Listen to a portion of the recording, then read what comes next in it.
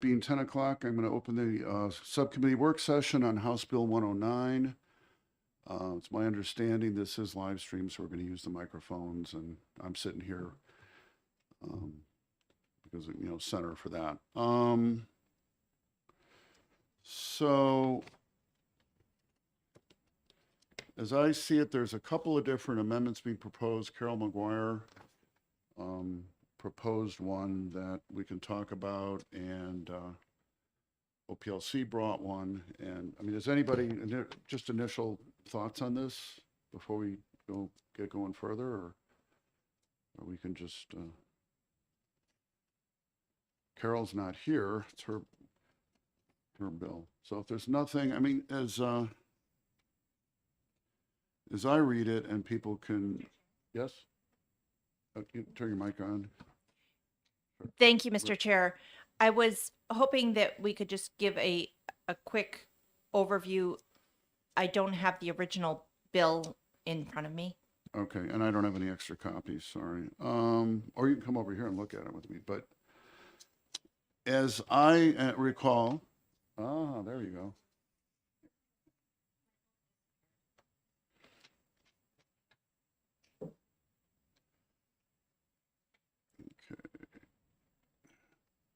So it repeals and reenacts RSA 326C1, which is the occupational therapists, the definitions. And actually, Lindsay, if you could come up and talk about the changes in the bill that you're aware of, and then this amendment you're proposing might be helpful to give an overview and then talk about your amendment. Sure. Thank you, Mr. Chair. For the record, Lindsay Courtney, Executive Director, OPLC.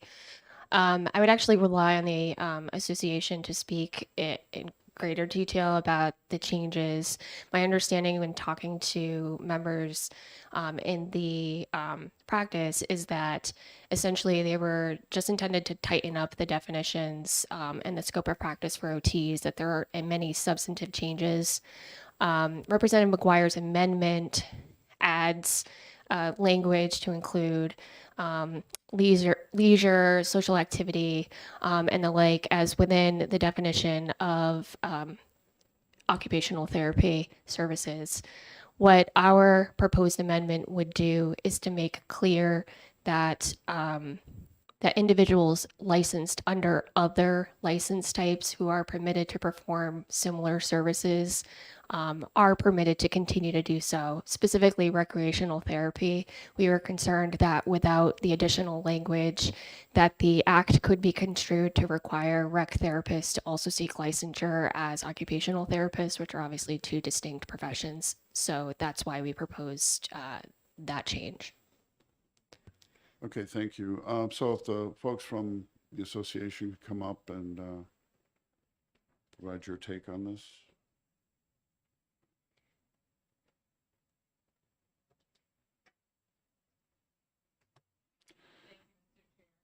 Yep, there you go. Thank you, Mr. Chair. I'm Denise Finch, occupational therapist in New Hampshire, also a member of the Legislative Committee for the New Hampshire OT Association. I'm Daniel Wise from Concord, and I'm a certified occupational therapy assistant, and also on the from the association's committee that's working on this bill. So for the language that Representative McGuire put in the addendum, that was just an inadvertent exclusion. Initially, that language has always been part of the OT Practice Act. It was just left out inadvertently. So social participation, play, and leisure is not new. It's just needs to be there. It used to be there. So that's our focus on that. The OPLC amendment we are in support of because it's consistent with other Allied Health Practice Acts and protects all of the practice acts as well as the public. Okay, thank you. So if you could give your view on the overall bill, let's say with both of those amendments, if we were to do that.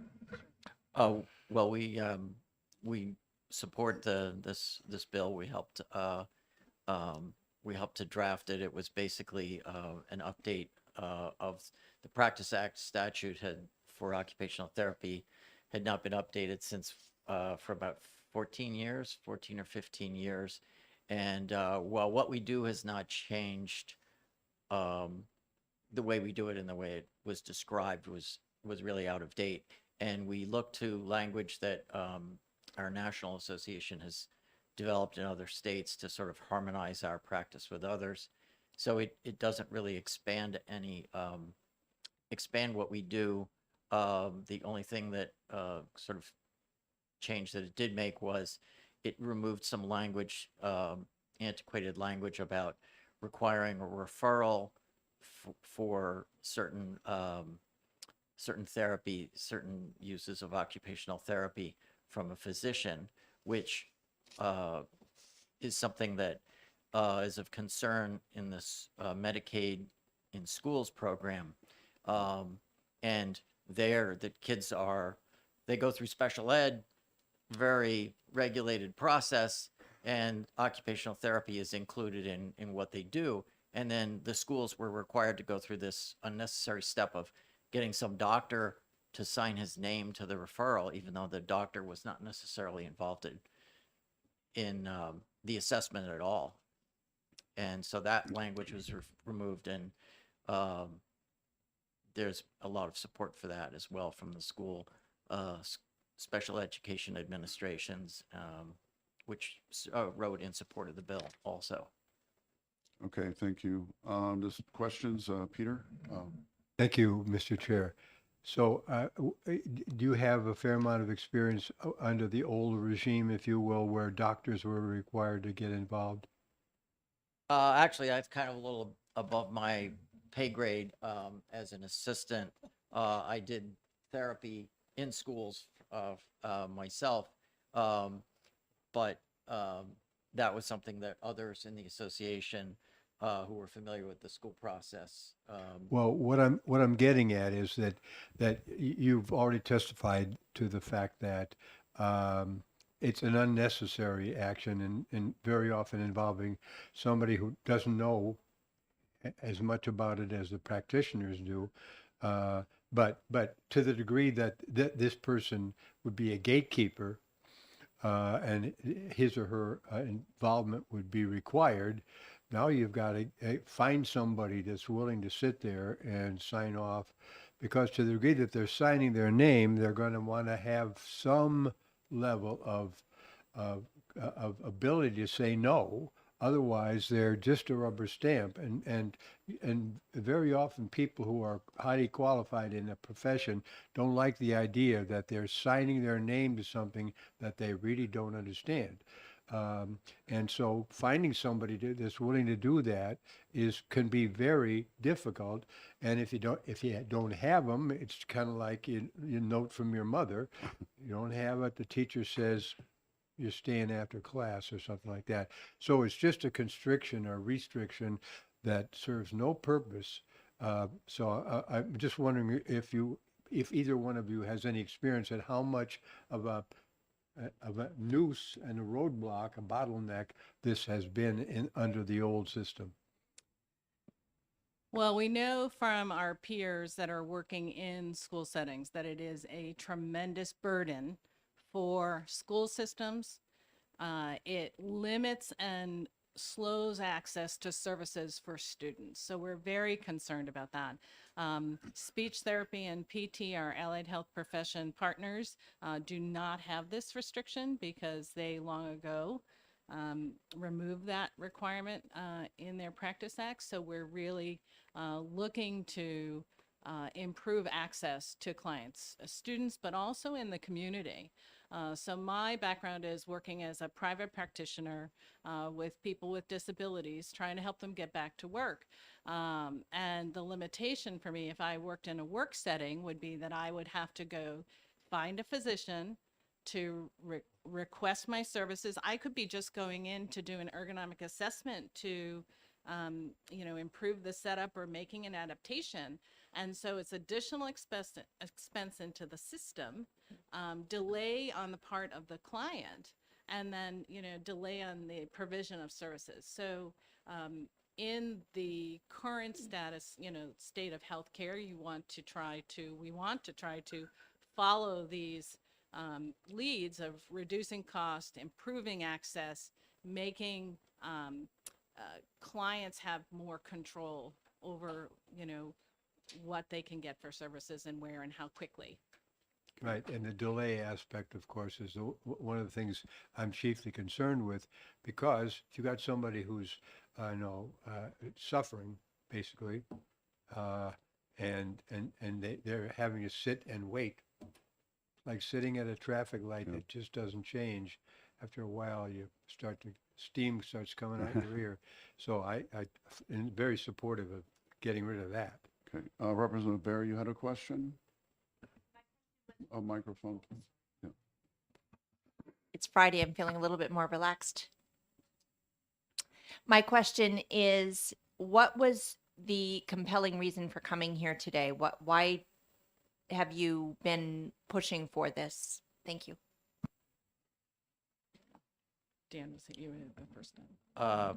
You mean for the bill itself or for today? Well, the access part, the removing the referral part was a part of it, but the overall reason, the reason it wasn't what we started with, it was basically the fact that this did need to be updated was a big part of it. It was just not in concert with what existed elsewhere in terms of language. The language was just really antiquated.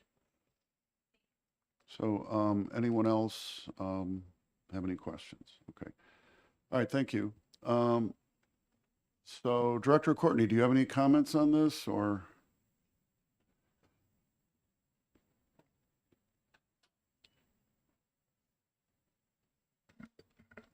Thank you, Mr. Chair. The agency isn't taking a position on the bill one way or the other, but would ask that if the bill does move forward, that the language we've proposed be added, just to make clear that we're not requiring other licensed professionals to obtain an OT license. Okay, thank you. Anyone else here who'd like to speak on HB 109? Okay, what I would, any discussion that people have? Yep. Representative Grota. Thank you, Mr. Chair. I think that both amendments are warranted to the bill, and I would suggest that we add the OPLC language to the amendment that Representative McGuire submitted, and we present one amendment to the committee for this bill. Yeah, that was my my thought as well. Unless somebody else wants to do it, I can send this to OPLC and get that moving. Unless somebody else is happy to do it. Oh, sorry. I'll be glad to So- pop down there after will? this Okay, meeting thank you and for take that. care of it right away. Yeah, get them to do a new amendment with both pieces. Correct. Wonderful, thank you. You're welcome. If there's any other discussion? Okay, so I'll, to be official, I'll take, for the voting members, which I think with replacements, everybody here but Peter. So the motion is to adopt the amendment that Representative Grota will have drafted that will combine Representative McGuire's amendment and the proposed amendment from OPLC.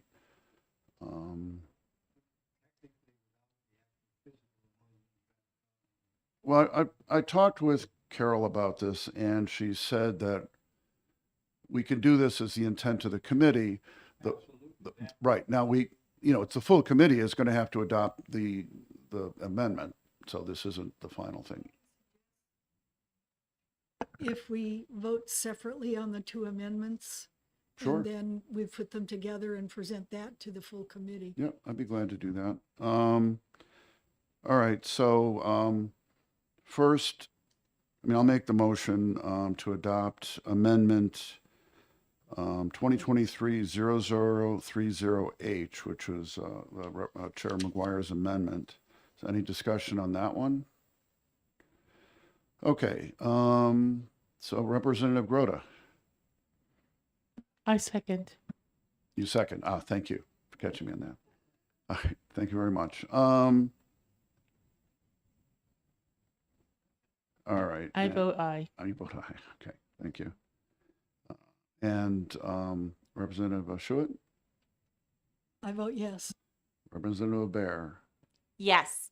and the chair votes yes. Okay, we will take the amendment, which I think, we'll take the proposed amendment, that was presented by OPLC, and I think you all have a copy of it. And I will move adopting, having this added to the other amendment we just recommended the adoption of. So any discussion, and was there a second for that? I'll second that, but let's also note that when we do that, Amendment 0030 will change number. I understand. Okay. And I'll put you and I as the sponsors of that amendment. That's fine. Okay. Yeah, I know they don't change existing amendments. They always create a new one. So, yep. All right. Any discussion on this one? No? All right. Representative Grota, Aye. Representative Schuett, Yes. Representative Bear, Yes. and the chair votes yes. And I think we're done with House Bill 109, and we have a little bit on 10:30 for the next one. All right. Just so you can hear, I have a bill of my own being heard in state and federal, and I think at 11:15, and I have to make sure that my amendment is in hand for the committees. So I will absent myself shortly, but I'll stay as long as I can. Okay, thank you. You'll do what you need to do.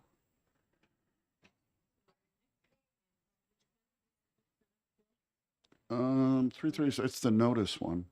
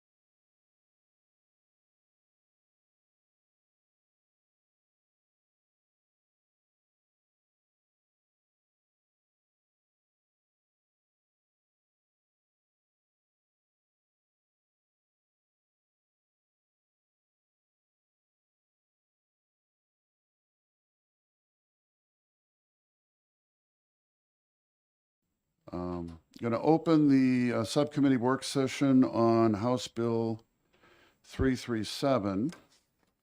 And this is addressing notice.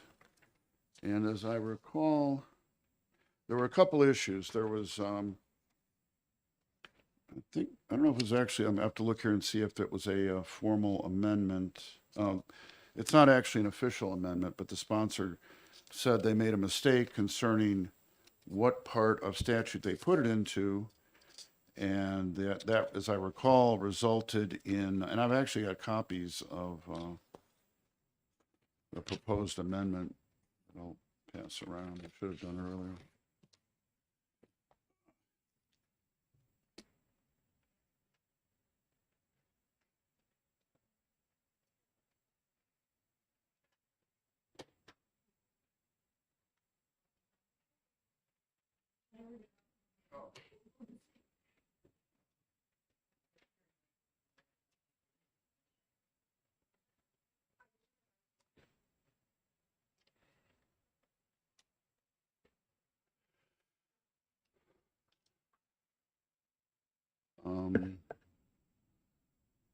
And because it was in the wrong place, it various things, I guess, had to be reviewed by lawyers because it was in the hearing part of it. So there's that issue. And I guess there were issues raised about the need for information becoming public, potential need to redact it. And then there's some other discussions. But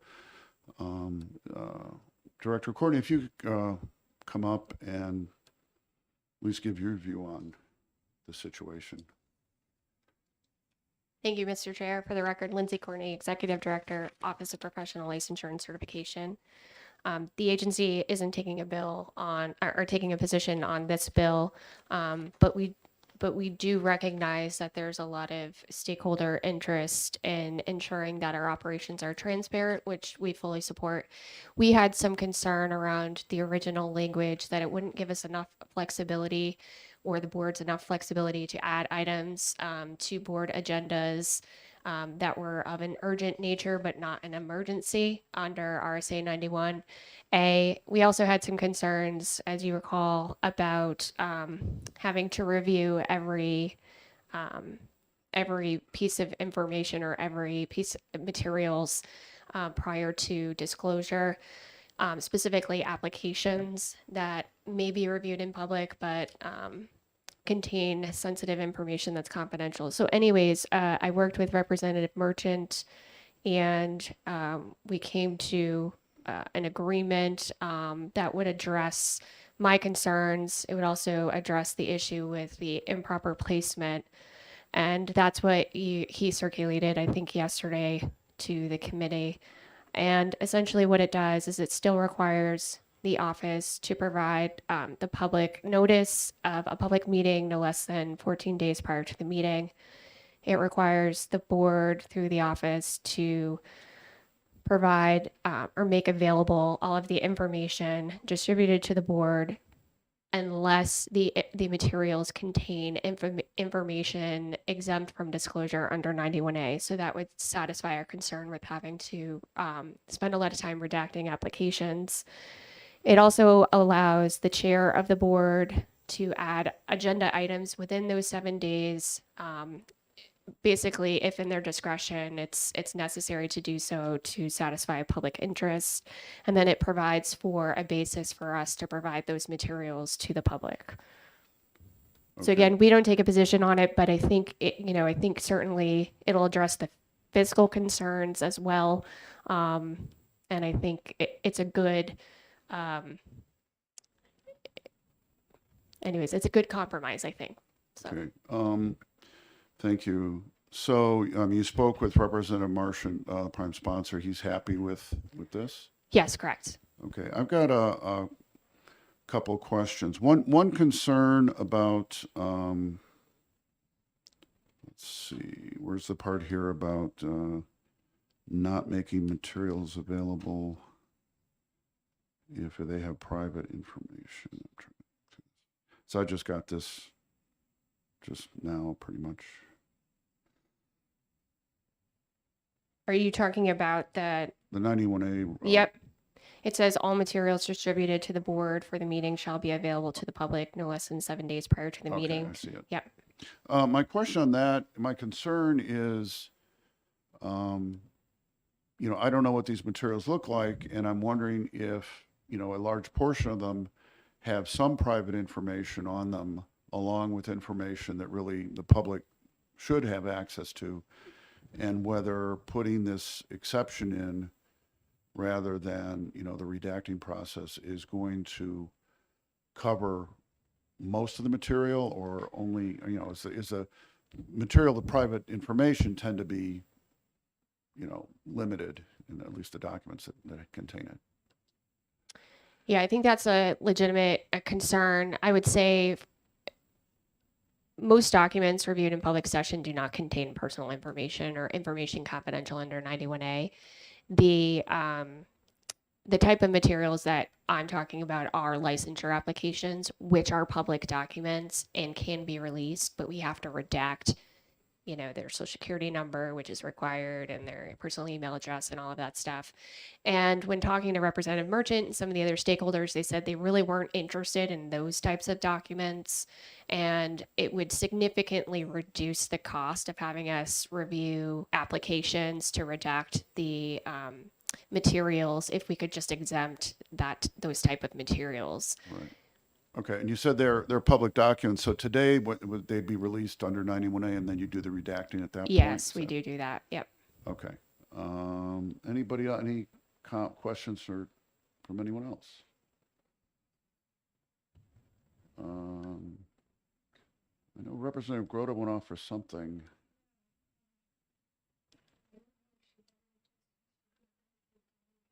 Okay, Representative Bear. Hey there, sorry. Mr. Chair, if I'm brand new at this, so if I Don't, just go on. It's okay. fine. So I did have a constituent come to me, and I did reach out to Director Courtney regarding adding to the agenda the language of in discussion of anything. Director Courtney, I don't know if you remember the exact language. Yes, that has come up within 48 hours, something to that effect. Yes, I can look that up. I don't know whether it's too late to add that or whether that is within the 91A. Are you concerned about, but you want them to have the ability to add things at the last minute if they feel necessary? I mean, that language, I believe, is in here. It says the chair of the board, council, or commission shall be permitted to add items to the agenda within 7 days of a meeting if in the chair's discretion, the public's interest in the board addressing the matter outweighs the public's interest in timely access to materials associated with the new agenda item. Just kind of in the middle. We don't have line numbers, but What line is that, Mr. Chair? but there are no line number. This is the document I handed out, the draft legislation 124-23 amendment, it says at the top. Yeah, I mean, I kind of have a concern about that, although I understand the reason for it. It's certainly something that could be abused. I would hope it would not be. I suppose if we hear about it, a lot of problems with being abused, we could do something else in the future. But If I may, And Mr. Chair, certainly, I'm thinking that where Representative Merchant, who was a board member, brought this whole issue to us, that if issues such as that come up, they will certainly be brought before us. I imagine so. Thank you. And Representative Grota, anything on this? This is the notice. We're going to be, you're referring to the amendment that OPLC submitted? Correct. Yes, no, I have no questions. Okay. Is there anybody else present who'd like, and thank you, anybody else here present who wants to speak on 337? Okay.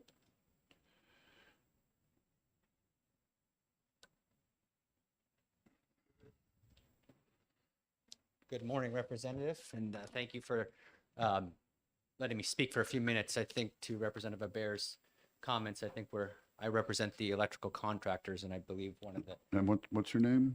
oh, I'm sorry, Simon Thompson with no P, Thomson. I represent the ECBA, Electrical Contractors Business Association. And I'm not going to go through a list. I also have several other clients who are That- regulated. Just the ones that. Yeah. So I think just seeing Director Courtney's language, we, number one, we're wanting to know when the meetings are 14 days in advance, and that's what this does. We wanted to have the material that's going to be discussed as soon as possible. This says 7 days. The language about, kind of high priority sensitive matters that need to be dealt with in a timely manner. We understand that a good example is Massachusetts reciprocal issue came to the attention of the electricians board, like literally the day before the meeting, and it was a big hot button issue. So we want to talk about that in a timely manner. I haven't heard directly back from my client having just seen this. I would just say at this point, what makes me feel pretty comfortable is that it says in the chair's discretion, the chair of that board, if he or she feels that we need to deal with this, then I think we feel pretty comfortable with it. I'd like to review it, maybe discuss it if we do have major concerns at the full committee's executive session, but I just wanted to weigh in that I think this accomplishes a lot of like what we'd like to see. Okay, I mean, I suspect that the full committee, I don't know that the chair of the full committee would be having people comment. It's possible, but. Right, but I mean, I'm We're just trying to saying, get that we here. we could weigh in, but I mean, it's also, this just came here and nobody's seen this, Sure. so we could Well- weigh in like via email. You're right. before. Well, I was going to suggest that if you have concerns, please email the full committee. Absolutely. Okay.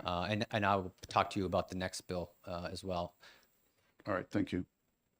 Oh, Representative Bear. Thank you. Thank you for being here this morning. I believe my constituent is one of your clients, and I've been communicating with him as well as communicating with Director Courtney, and I'll keep him informed. And if you want to share your, I just sent it to him, so I did too. he's probably wiring something right now. Thank you. And Thank you. And thank you. Any other questions? No, thank you. Thank you. Anybody else who wants to speak on House Bill 337? No. Okay. Any comments or discussions for members? I think it's sounding as though everyone is pretty comfortable with the amended proposal. If you would like, I can have it drafted as an official amendment that we can Okay, present. so you can to- make a motion that, make a motion to adopt this proposed amendment. okay, I'll second it. And any discussion? I'm guessing no. All right, Representative Grota, Yes. Representative Schuett, Yes, Representative Aber, Yes. and the chair votes yes. It's 4-0. And we've got about 15 minutes until the next one. Actually, we have more than that. 11:15 is the next one.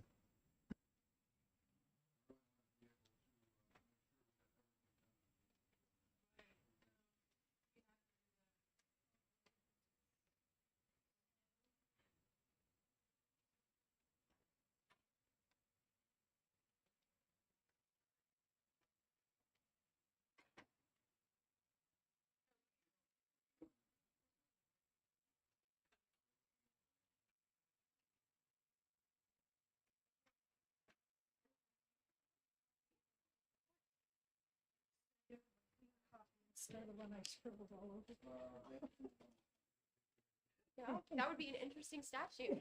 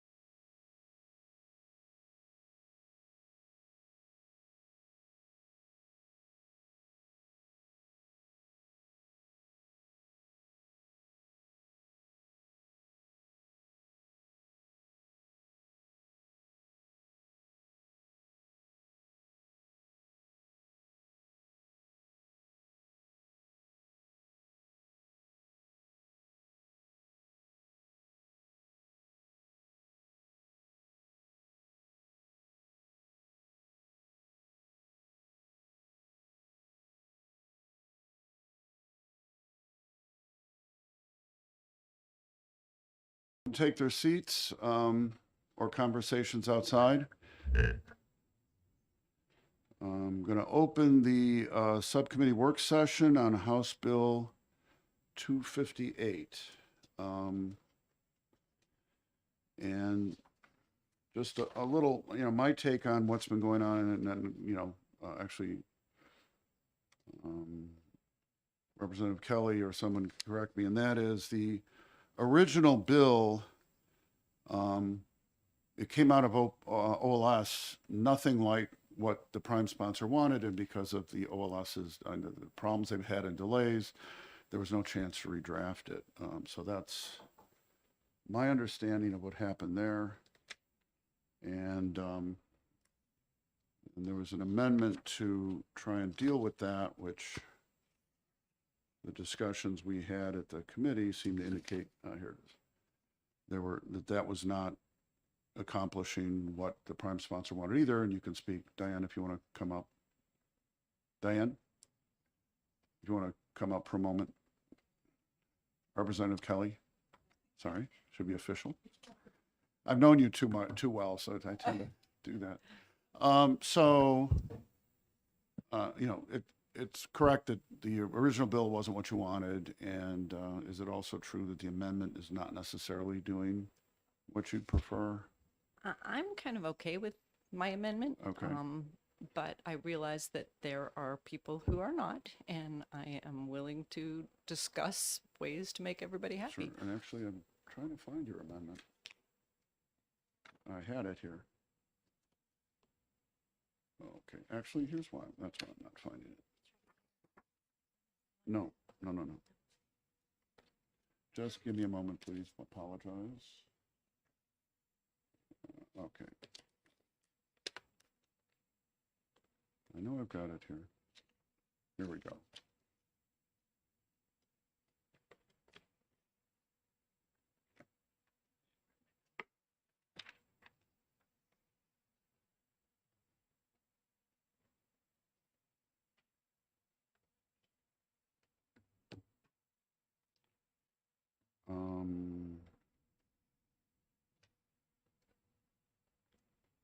Do you have the Yeah, I have do you it. have the amendment? I have her amendment. This is 0051H. Yeah.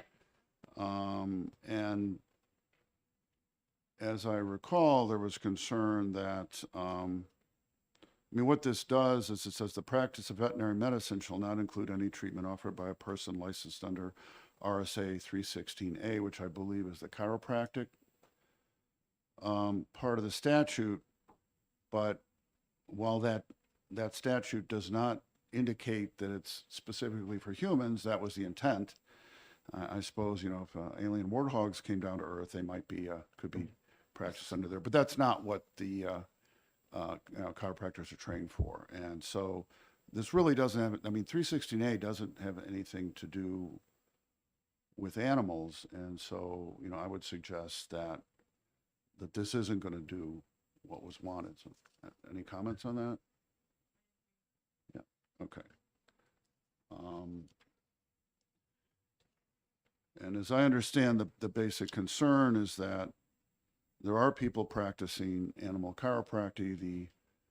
Again, a little history as I understand it. The veterinary board believes that they come under their authority. The language in the veterinary part of the statute is broad enough. They may very well be correct. And people practicing animal chiropractic right now are, it's kind of in the gray area. They're not sure if they're legal or not. In the past, but not recently, there's been some cease and desist letters.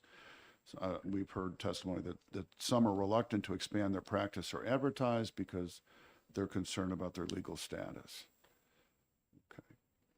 And there's an amendment that was, I asked Director Courtney from OPLC to put together that says an individual certified to provide animal chiropractic services, that's in the exception section, but an individual certified to provide animal chiropractic services by a board recognized national certification body. So this would have the veterinary board hopefully approve one or more national national certification bodies as acceptable certification for someone to do animal chiropractic, and that would be the extent of any regulation on them.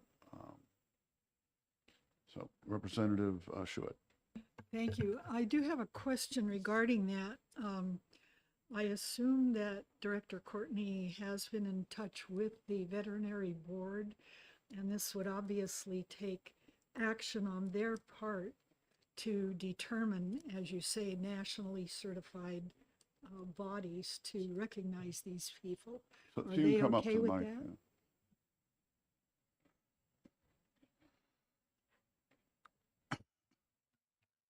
Thank you, Representative, Mr. Chair. Lindsay Courtney, Executive Director, OPLC.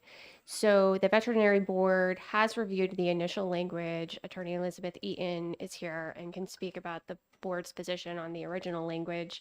I have not reviewed this draft with them as they have not met. Obviously, our intent would be to do so, but they have not taken a position on this at this time. Okay. Is there anyone here from the veterinary board or representing them who could comment on this, on their likely view of this?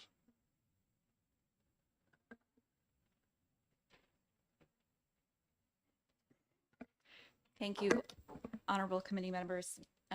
My name is Elizabeth Eaton. I'm here from OPLC on behalf of the Board of Veterinary Medicine. We discussed the original language of this bill at the recent meeting. Their discussion was fairly succinct. They do not want to be in the business of certifying chiropractors. They oppose the language of the original bill. I have not, as Director Courtney said, have not taken this amendment back to the board, so I can't speak to this. Okay, any questions? Yeah, Thank you. Schuett, yeah. That was the original indication that I had gotten, but now we have this new proposal. I would suggest that we should actually wait for final action on this until we get verification from the board that they're willing to do that, since Right. it's going to take action on Yeah, their it's part. not an early bill. Yeah, Yeah, we can do that. Exactly. If that's, any other comment? I do. I just want to make sure that if we have that comment from the veterinary board, and it's something they don't object to, that it's going to be something that I just want to make sure that whatever steps we take today is going to get us to where we're going to end up with a happy solution for everyone. So if it would be possible for us to give everybody a summary of what would happen if the veterinary board, what their position might be, so that we have an idea of what direction we're heading in. So based on their discussion at the last meeting, I don't know that they would be entirely opposed to this amendment here. It seems that it would just be that they'd have to promulgate some rules to recognize certain certifications. And then the problem that they have is what happens when an animal chiropractor requires discipline. Who's doing the discipline, who's sanctioning the animal chiropractor. And that was one of they don't want to be doing that. Right, and thank you. And anything else? Any other questions? But they Discussion? would be willing to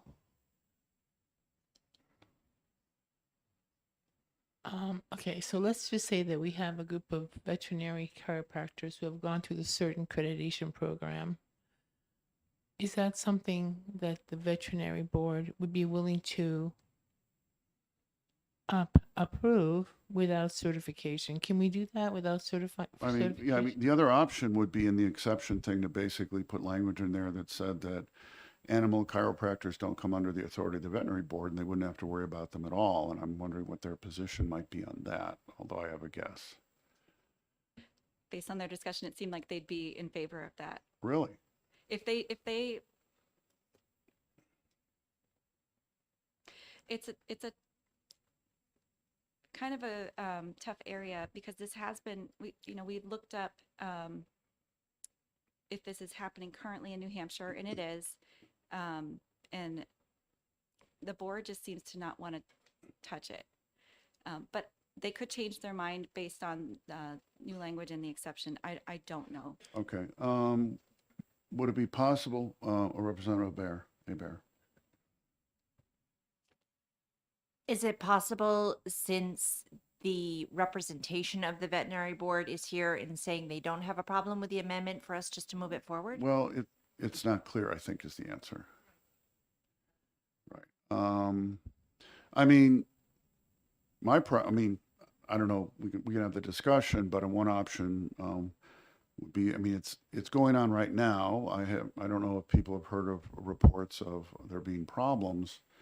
One option is to make it clear, to just clarify their position, to say that they don't come under the authority of the veterinary board and let things continue as they are, which I'd be okay with. I don't know about other people. I do not feel comfortable giving Yeah, a I specific understand. answer, but I would be happy to take that back to the board. Okay. The other thing is, if we schedule if we let this wait and schedule another subcommittee hearing, it would be good if, I don't know if there's anyone who can speak for the board, but if they could be here. Yes, Representative Yeah, Schiller. I'm just curious, how often does the board meet, or is it just when a meeting is called? Can that happen relatively They meet quickly? monthly, Well, Representative. They meet every month. Representative Grota. So let's just say that one position might be that this would not fall under their jurisdiction. And then another position might be that they would accept jurisdiction for those individuals that are certified through any program, but would not be a certification. Is there such a thing in OPLC? Director. Yeah.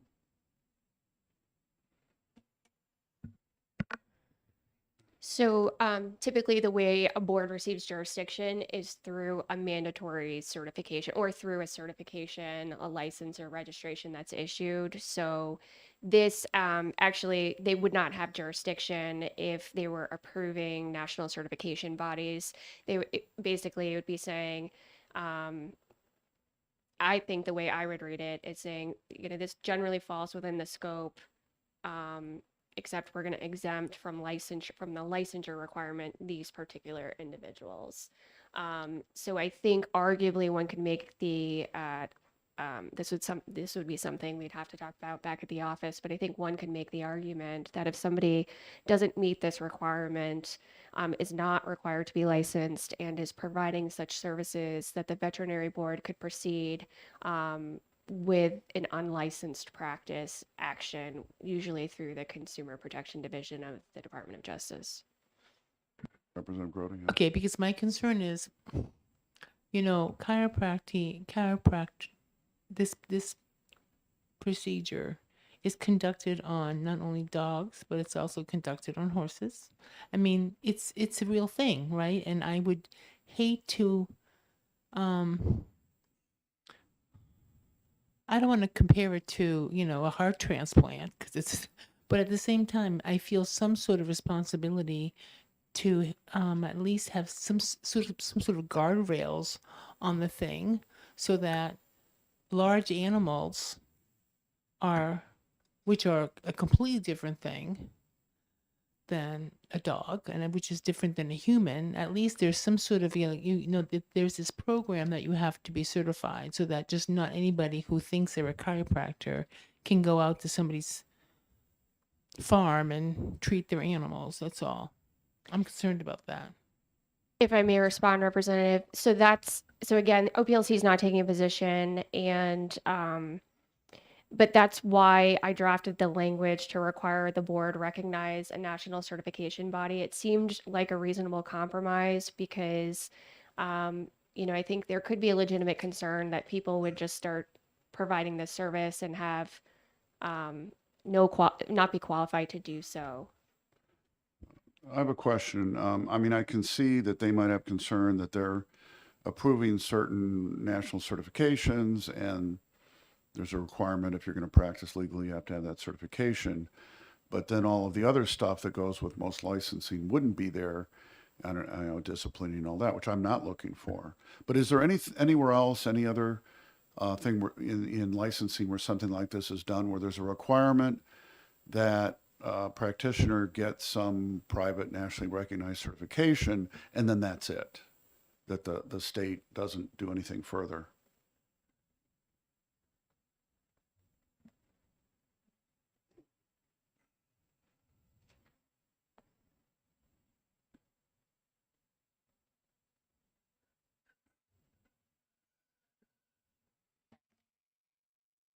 Yeah, we don't think there is. I mean, it's very common for, as a part of either statute or rules, for a licensed individual to have a certification, which is the basis for the licensure. But we're not familiar off the top of our heads with basically a requirement to have a voluntary certification through a private organization to be exempt from licensure. Okay, thank you. Representative Schuett? Thank you. I'm in favor of waiting until these two alternatives can be presented to the actual board members and hear from them if they have a preference one way or the other, whether it's When's just the a next total meeting? exception or the proposal from OPLC. February 15th. Can we wait that long, schedule? Yeah, okay. Representative Grody, yeah. So I'm not saying that I want certification, but I like to have some sort of, if there's a way that OPLC can examine that. And then once we have statute, we can put that into rulemaking that it would fall under the consumer protection, right? Okay, Okay. I mean, that makes yeah, I was sense to looking me. if that can work, because I certainly don't want to set up, you know, a whole licensing regimen for the normal thing for animal chiropractic. So, yeah, if that can work, that would be. Representative Kelly, if you could contact people, you know, that are actually doing this to get some idea of, do they tend to be certified by some national body? Do they tend not to? And what their view is? Maybe either somebody could come in whenever we reschedule this, or you could bring the information back. Yeah, and maybe she could refer you to somebody else, or maybe you know somebody to get some information what's going on here, so we know what we're messing with. So, all right. Anyone else out there want to speak? Yes.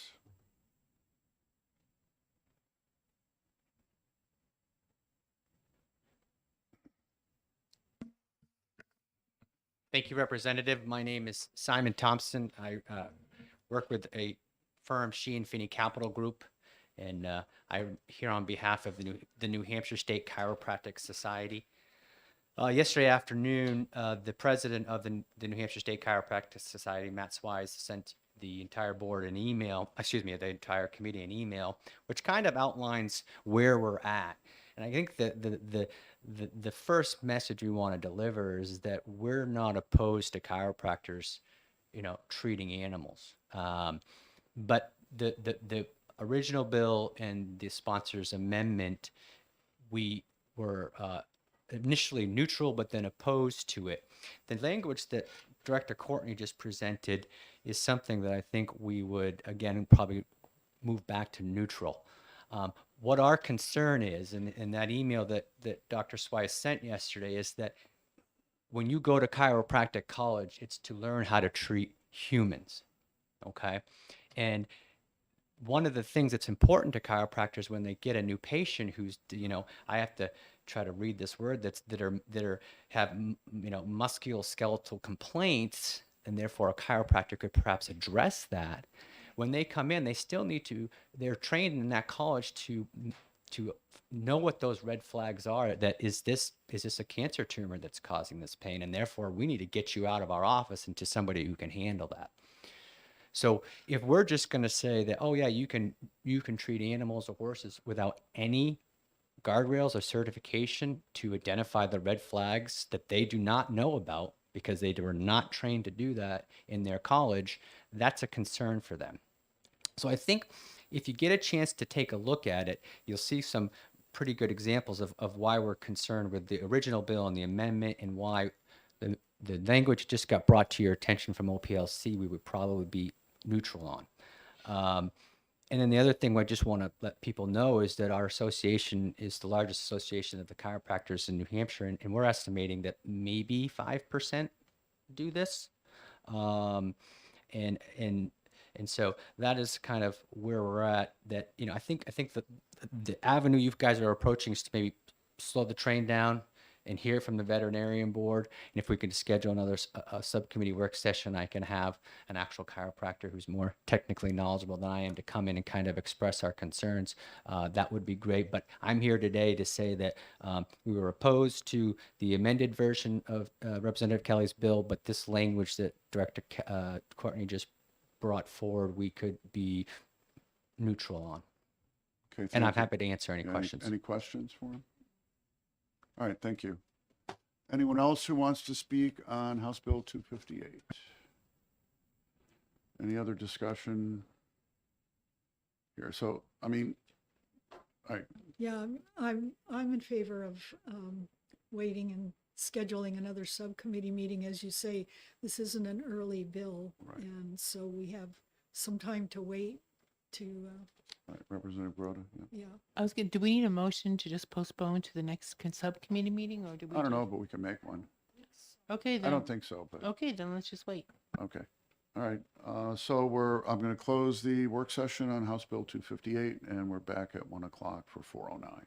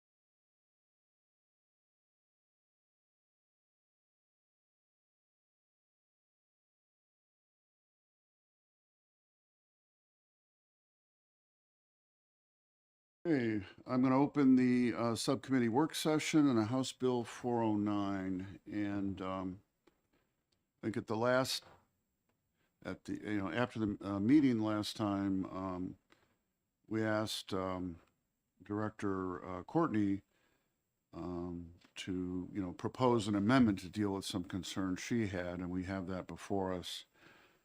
And there were two issues. One is, just having the license doesn't mean there aren't problems. It isn't suspended or something like that. So she had it in good standing. And then there was kind of a technical fix that the original bill said states, and that would have excluded DC. And so it's changed to jurisdiction. And so if you'd like to make, introduce yourself and make any comments you have on it. Hello, my name is Lauren Warner. I am General Counsel for the Office of Professional Licensure, as well as oversee Board Counsel at OPLC. So I am here on behalf of OPLC, as well as I can answer questions regarding the board stance, because I was at their last Cosmo meeting. And what was your name again? I'm sorry. Lauren Warner. Okay.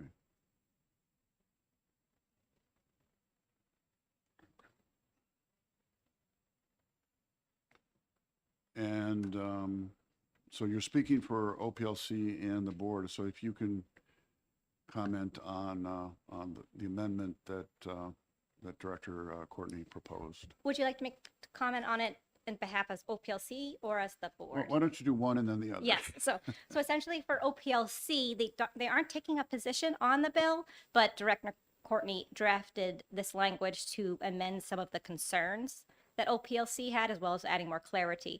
As you had correctly stated, essentially the prior version allowed for anyone who maybe is on probation, has a suspended license, has a license but is not technically in good standing due to discipline, could obtain licensure automatically in New Hampshire by the basis of just having a license. So this amendment would remove those concerns and allow only those who are in good standing in another jurisdiction to obtain licensure via reciprocity.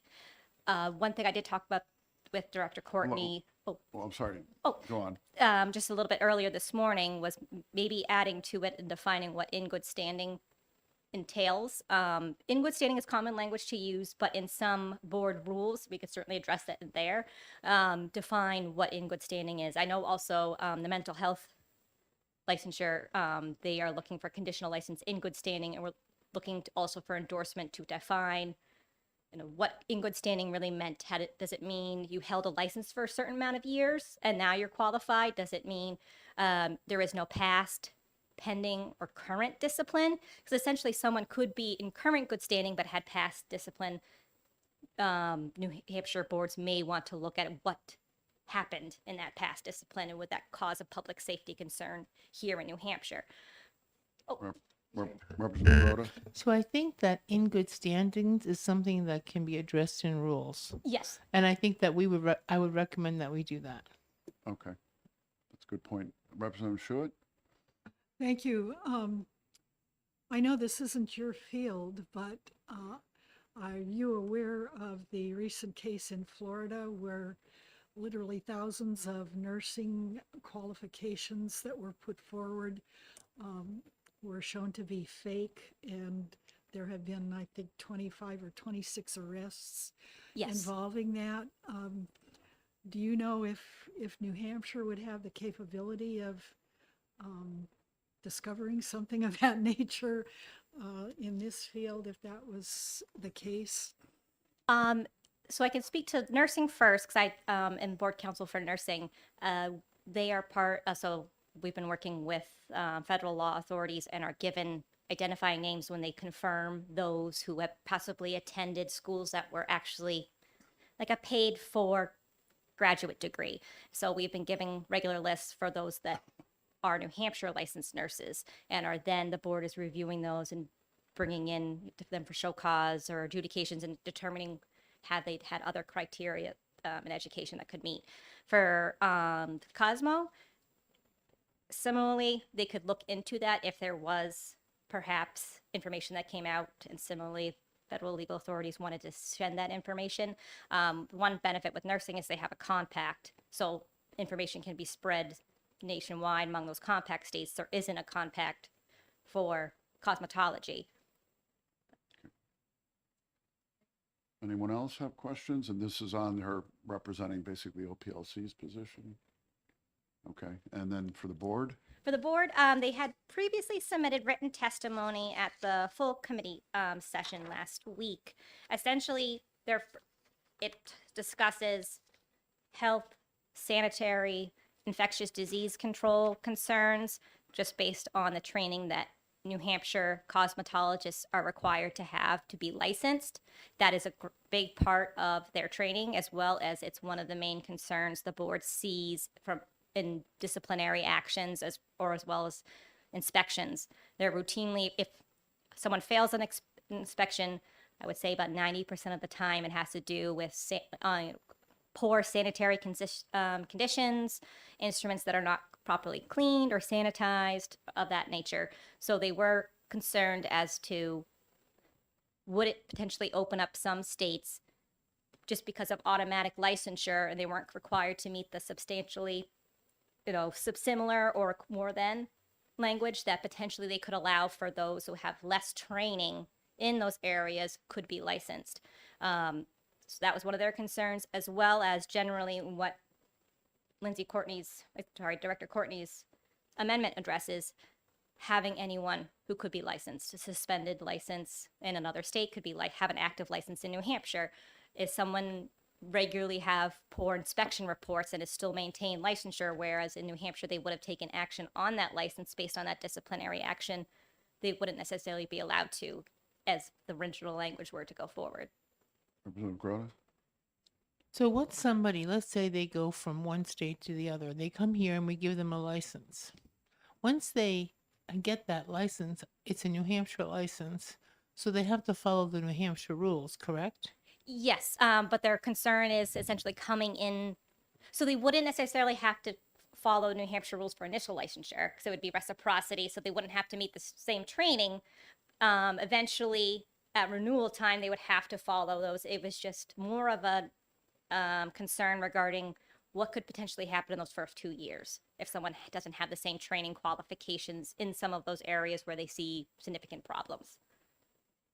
So if somebody were to hire them, let's say, and those individuals were not following the hygiene rules that the shop owner has or the manager of the establishment, they would have the right to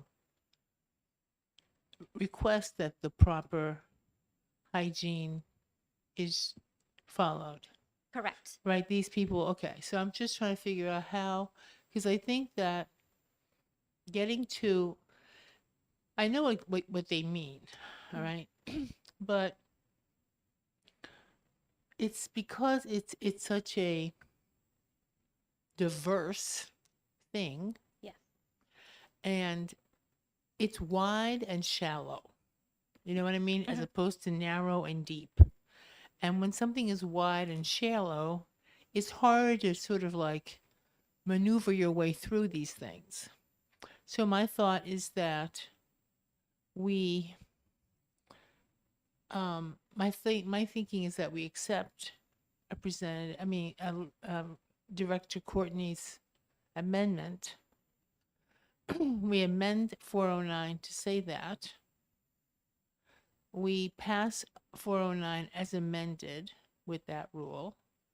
And then we put the good standing definition in rules.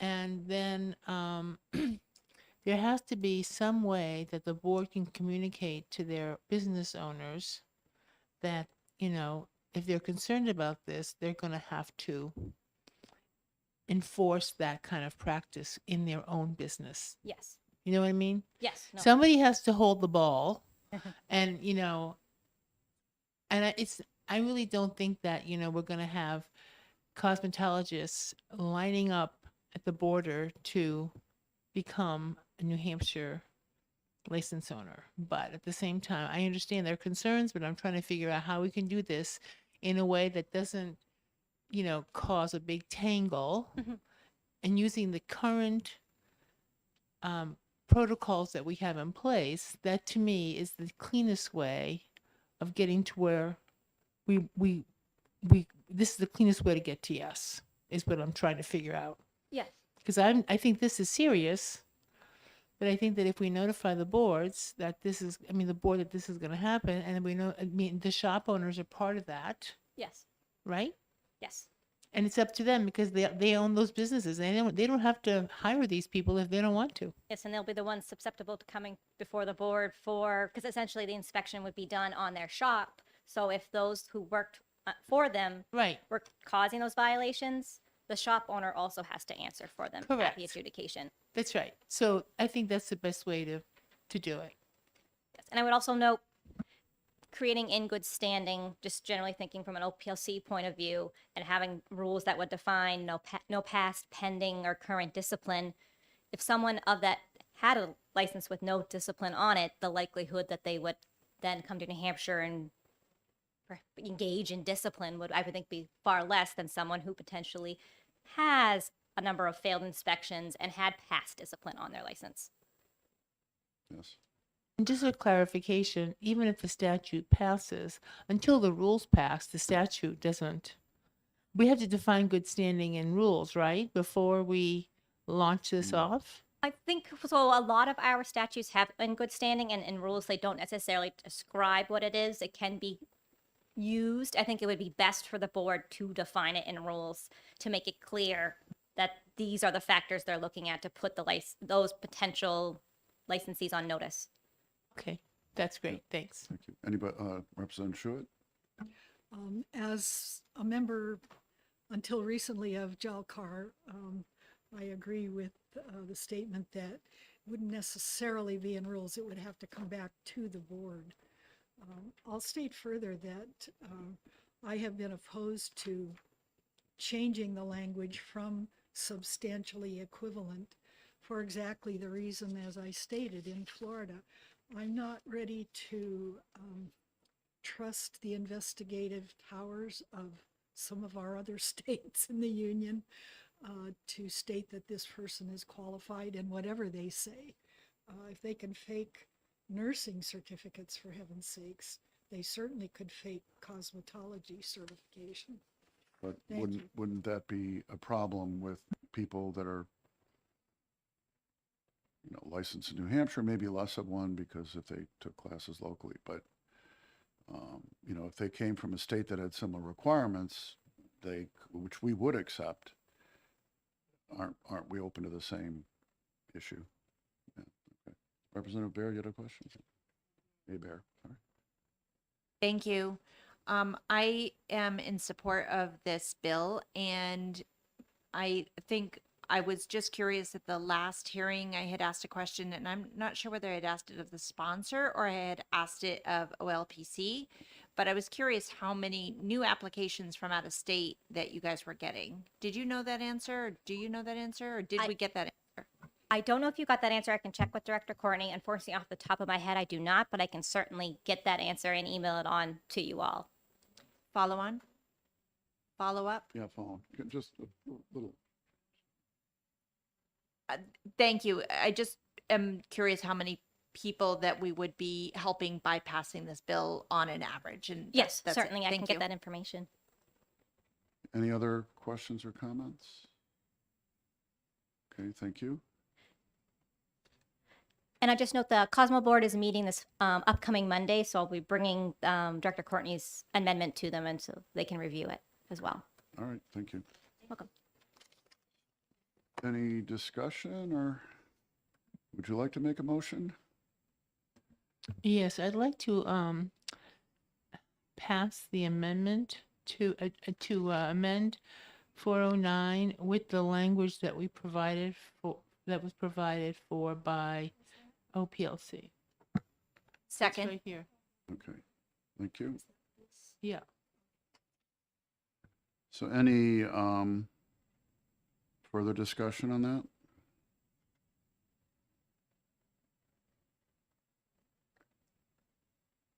I will just state that, actually, I guess, I hadn't seen the actual amendment Oh, I language. thought, I have a And it copy. does delete the licensing requirements being substantially equivalent. So I'm sorry, I object to that. So I'll be voting no. Okay. Any other discussion? If not, Representative Grota, Yes. Representative Schuett, No. Representative Abear, Yes. and the chair votes yes. Okay, thank you. With that, I will close the subcommittee work session on House Bill 409, and we are done.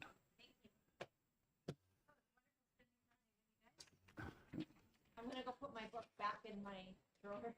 Yeah. Oh, did you find it? Jackie.